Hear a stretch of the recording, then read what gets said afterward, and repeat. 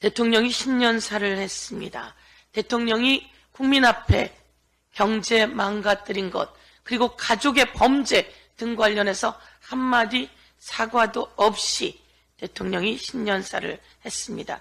대통령의 신년사는 불통신년사였습니다. 대통령이 하지 않아야 할 말을 신년사에서 했습니다.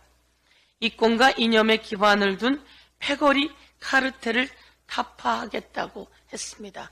도대체 이게 대통령 신년사에 들어가야 할 말입니까? 패거리 카르텔이요?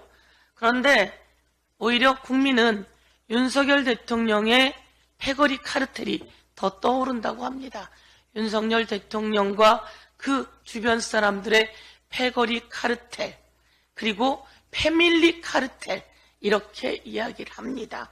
패밀리 카르텔을 빨리 정리해야 하는 것 아니겠습니까? 대장동 50억 클럽 특검 통과되었습니다. 그리고 김건희 특검이 통과되었습니다.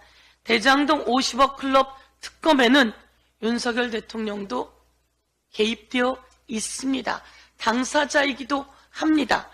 조우영 1155억 원 부산저축은행에서 대장동 땅 매입하기 위해서 종잣돈을 마련했던 1155억 원. 조우영이 그렇게 이야기했습니다. 내가 10억 원의 돈을 받고 이것을 마련했다라고 조우영이 이야기했습니다. 그때 조사하던 주인 검사가 바로 윤석열 대통령 아니었습니까? 이와 관련해서 당사자이기도 합니다. 김건희 특검은 최은순 장모께서 이야기하지 않습니까? 내 거 다 팔아. 이거 회장이 그거 하려고 한대 라고 주가 조작 녹취에 다 나와 있지 않습니까?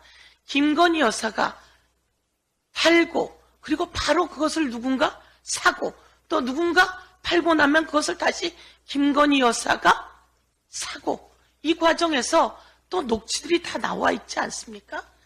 가족에 관련한 주가 조작 특검, 이와 관련해서 대통령이 낱낱이 밝히라고 수사를 지시해야 합니다.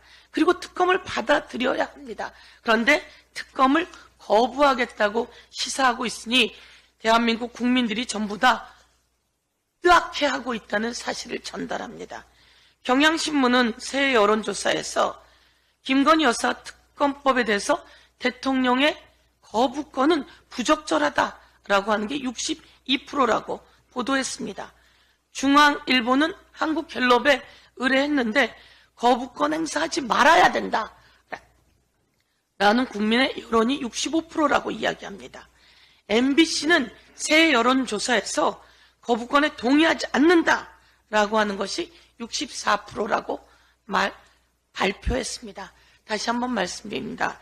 대통령의 거부권은 말이죠, 일정 정도 입법 절차의 문제, 그리고 위헌적 요소가 있을 때, 예산에 문제가 있을 때 등 관련해서 거부권을 행사하는 것이지, 이렇게 자신과 관련된 것, 그리고 자신 가족과 관련된 것에는 거부권을 행사할 권한이 없다. 저는 이렇게 봅니다.